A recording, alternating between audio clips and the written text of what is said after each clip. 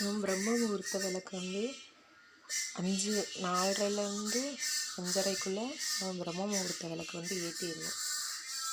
இந்த மாதிரி நான் இன்றைக்கி வந்து பிரம்ம முகூர்த்த விளக்கு ஏற்றிருக்கேன். பிரம்ம முகூர்த்த விளக்கு ஏற்றுறனால நம்மளுக்கு நல்ல நன்மைகள்லாம் கிடைக்குது.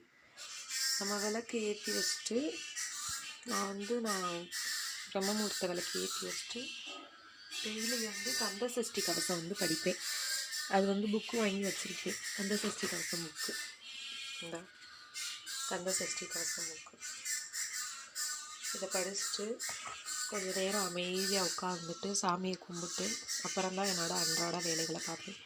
சாமிக்கு நெய்வேத்தியமாக என்ன வைக்கணும்னா ஒரு டம்ளரில் தண்ணி, அப்புறம் கொஞ்சமாக கல்கண்டு, இது மட்டும் வச்சா போதும். இது வந்து தொடர்ந்து நம்ம ஏற்றிக்கிட்டே வந்தோம்னா நம்மளுக்குள்ளே ஒரு பாசிட்டிவ் எனர்ஜி உண்டாகும்.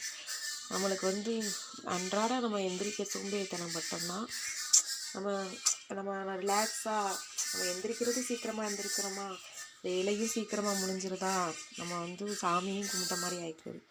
அதனால் நீங்களும் பிரம்ம முகூர்த்த விளக்கு ஏற்றி பாருங்கள். உங்கள் வாழ்க்கையில் நிறையா பாசிட்டிவான விஷயங்கள்லாம் நடக்கும் தொடர்ந்து.